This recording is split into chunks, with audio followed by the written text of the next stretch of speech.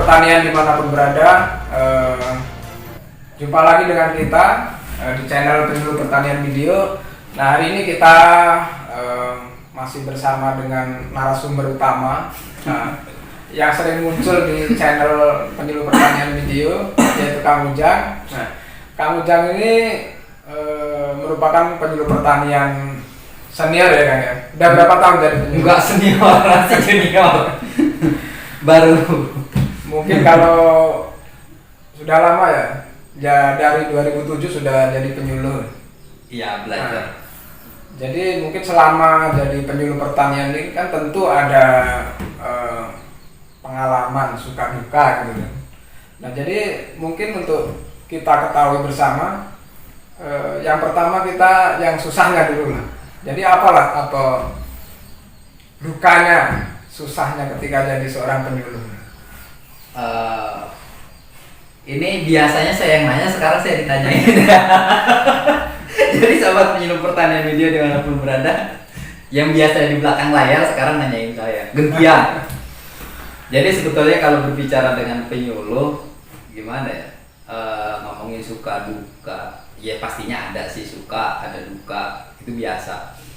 Jadi mungkin diawali untuk sahabat penyuluh pertanian video yang alma maternya dulu THL ya.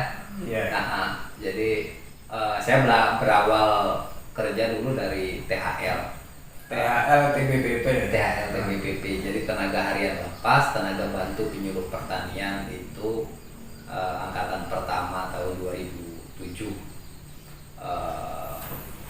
Nah, itu mulai perjalanan bekerja jadi penyuluh belajar.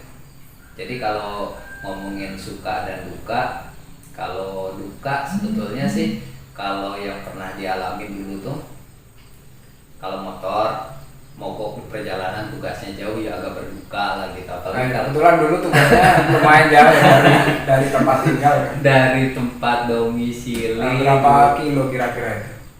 Dulu ya hampir 100-an. Hampir 100 kilo. Hampir 100 lah. Jadi kalau misalnya lagi berangkat, kalau hujan panas kan udah biasa ya. Iya, hujan panas jadi biasa. Orang lapangan. Jadi kalau pas pulang mungkin karena kemalaman gitu kan. Kadang kan kita pastinya karena jauh pasti bermalam di wilayah gitu, wilayah kerja. Nah, pas pulang kemalaman, ya kebetulan kadang kan kita nggak tahu tuh, kalau bawa motor kan udah keliling gitu, keliling.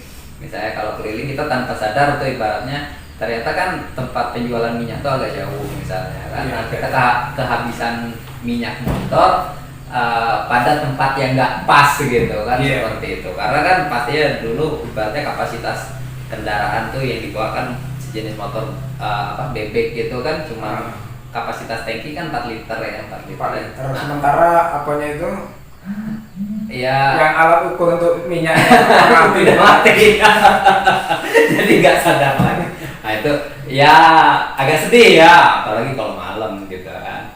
Sebetulnya ya tambah lagi kalau sedih kalau gaji telat. Kalau misalnya belum gajian, ya namanya kebutuhan ya, pasti kita nggak pungkiri gitu. Oh, gaji telat agak sedih tuh. Ibaratnya kadang rapel ya 2 bulan gitu. Rapel 2 bulan sekali. Rapel gitu. Kalau misalnya pas rapelan. Tapi kalau tiap bulan lancar sih nggak problem. Tapi kan kita juga mungkin pastinya masih punya waktu-waktu tertentu yang pas waktu libur kita memanfaatkan kerja yang lain gitu untuk ya kebutuhan. Itu ya sekilas sih sebenarnya. Kalau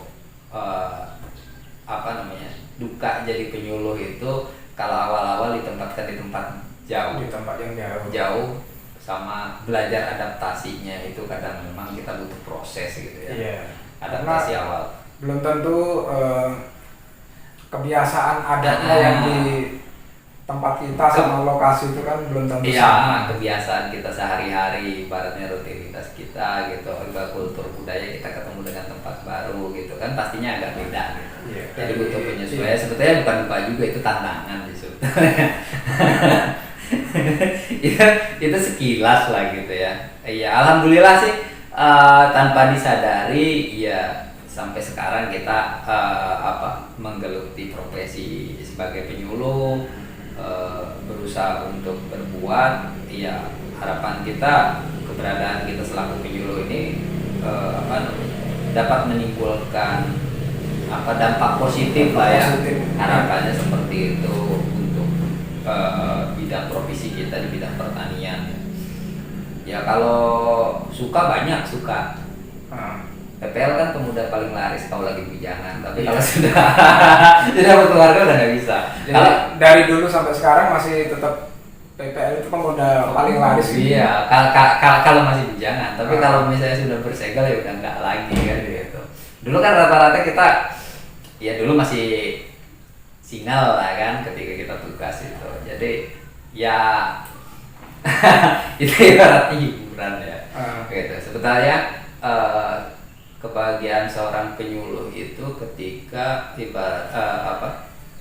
hasil katakan keberadaan kita tuh menimbulkan dampak gitu bagi dampak positif gitu. Karena dampak positif yang kita harapkan berupa apa sebetulnya, yaitu mungkin dari mulai kalau berkaitan dengan produktivitas, misalnya komoditi ya, peningkatan produktivitasnya pasti kita harapkan sih dari peningkatan produktivitas yang didapat oleh pelaku utama, efek dominannya adalah peningkatan pendapatan. Tentu dengan keberadaan penyuluh pertanian, petani yang biasanya mungkin cara budidayanya ya masih tradisional mungkin lebih bisa ditingkatkan. Harapannya ya pastinya sebetulnya penyuluh ya sebagai fasilitator ya. Penyuluh kan bukan dewa juga ya kan.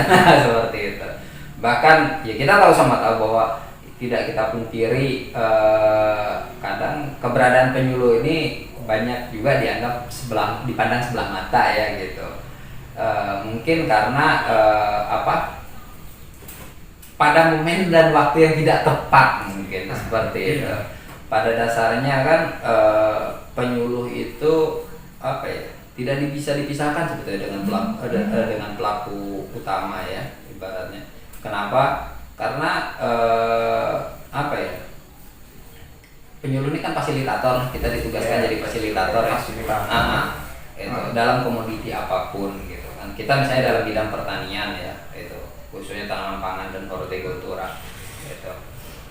Maju mundurnya ataupun peningkatan dari mulai luas tambah tanam sampai dengan produktivitas diharapkan kan kita nih punya pengaruh nyata gitu ya. Sebagai agen perubahan gitu. Sebagai agen perubahan. Tentu mungkin kalau dulu di wilayahnya banyak budidaya komoditi. Kalau dulu kan padi ladang, karet gitu. Jadi mungkin kalau petani sana nanam karet lokal gitu. Ya, kita bisa biasanya mungkin menjembatani juga menghubung ke pemerintah atau gimana gitu. Ibaratnya proses fasilitasi ketika itu kan kita masih kita kan dulu di BP4K ya, Badan Pelaksana Penyuluhan Pertanian itu kan termasuk mendampingi proses fasilitasi, misalnya ketika kelompok tani ya, petani yang tergabung dalam kelompok tani mengusulkan program-program tertentu pada dinas bantuan benih atau bibit gitu. Seperti itu gitu kan, ya kita ikut memfasilitasi itu udah pasti gitu kan. Ketika awal-awal memang jadi penyuluh ya bingung mau ngomong apa gitu kan gitu.